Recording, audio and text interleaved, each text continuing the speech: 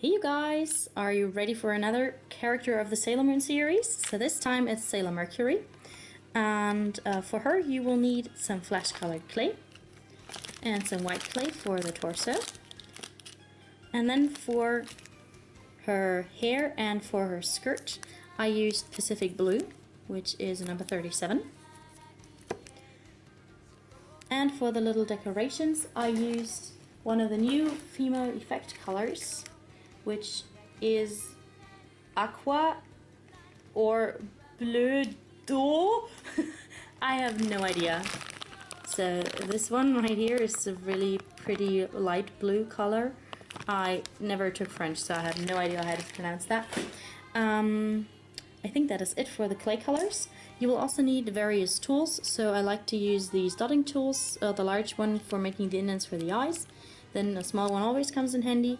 And for texturing I use the semi-pointy end, and I prefer that over using a needle tool because the needle tool is sometimes too harsh.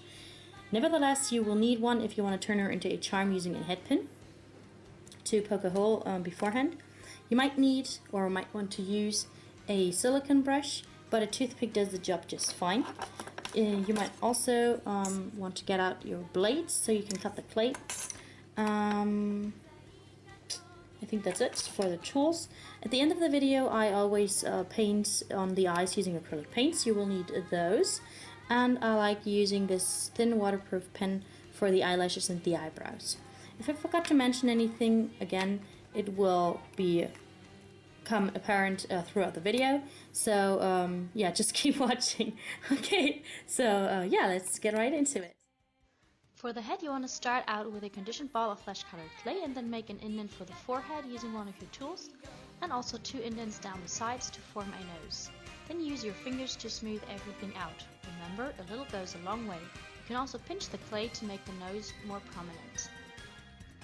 Then take a larger dotting tool and make 2 indents for the eyes. I decided to go with oval eye sockets because that's what the chibis look like on my pictures. Then take your needle tool and twisting and pushing at the same time drive through the head. So for the body there's like 2 different ways to make it. You can either just use white because the neck of my chibis is not really visible, or you can use the technique that I also used for the Shingeki no Kyojin chibis, which is making the body from 2 different colors. So here is a ball of flash clay and a ball of white clay, and then just roll it between your palms to make teardrop shapes.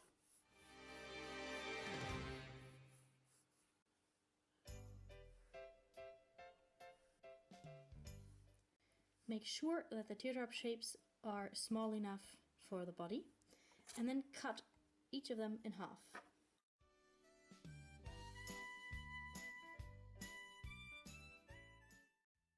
Take the bottom half of the white ball and the top part of the flesh colored clay, stick them on top of each other, and make the 2 colors bond.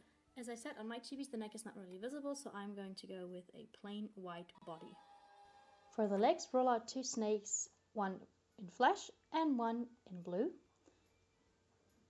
Roll them up into balls, stick 2 balls on top of each other, roll them out, press them together, roll them out until you arrive at 2 legs, then cut them off at an angle and attach them to the body.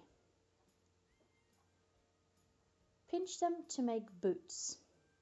Again, hold your body at the sides and twisting and pushing at the same time, drive the needle through the body. Then go ahead and stick in your head pin. Put the feet together and bake the 2 pieces you just made. After baking, we're ready to make the skirt. So get out a long strip of clay and fold it like this. Pre-flatten it a little bit with your fingers, and if you have to, spread the ruffles a little bit. And then lay it on your work surface and roll it out flat. Cut off any excess that you don't need. Scrape it off the work surface using your blade, and then put it onto the baked body. Smooth everything out a little bit. Correct the ruffles if you need to. Cut off any excess clay. And then get out 2 white triangles to make her bodysuit. Next, wrap around the white strip of clay to make the seam look neat. Cut off any excess clay.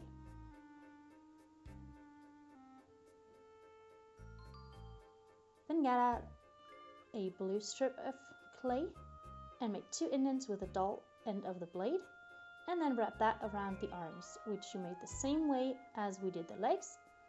Just use white and flesh colored clay. Then attach the arms. I also pinched the arms a little bit at the bottom to make 2 hands. Then get a triangle that you cut down to the middle to make a little collar. Attach it like so, and then make the bow like this from a strip of clay. Pinch roll a tiny ball between 2 fingers, and then use the dull end of your blade to make a little heart. Place that on top of the bow. Then get the 2 long triangles first. These are going to be the ribbons, and put the bow that you just made on top of that. Lightly press it onto the clay to make the clay's bond.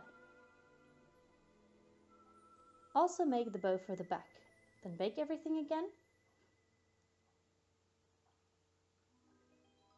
And get out a sheet of clay for the hair. Cut up any excess and smooth everything out using your fingers.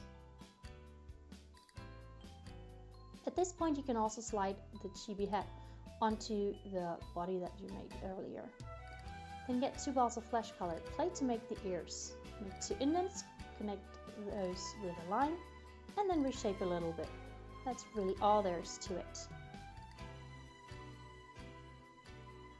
Here I marked the size of the hat on a sheet of clay, and then I'm cutting out the bangs.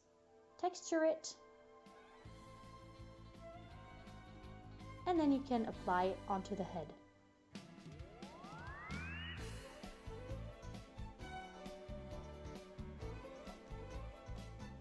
Smooth everything out using a blending brush.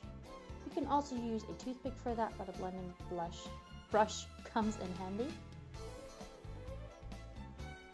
And then take another sheet of clay, texture that, and put that in the back. I also made 2 sheets of clay for the sides, but that is not really necessary.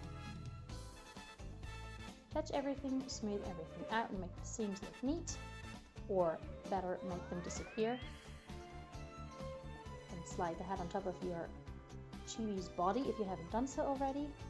Rearrange the hair a little bit, and then bake for one last time. Then get out your acrylic paints, dip in a dotting tool and dip that into the eye sockets, and wait between coats for the paint to dry. If you don't, you will mess up like I always do. And here I'm using my waterproof pen for the lashes and the eyebrows. And lastly, I'm using a smaller dotting tool to paint in the irises. I did leave out the pupils just to give her a dreamy look. So here is the finished character. Don't forget to glaze her after the paint has completely dried. I also added some chain to turn her into a necklace. If you like this tutorial, please give it a thumbs up and comment and subscribe. Sharing would also be much appreciated. What other characters would you like me to make? Comment it down below, or write me an email at kawaiipassionpw@gmail.com so that I can add it to my list. I hope to see you again next time. Bye bye!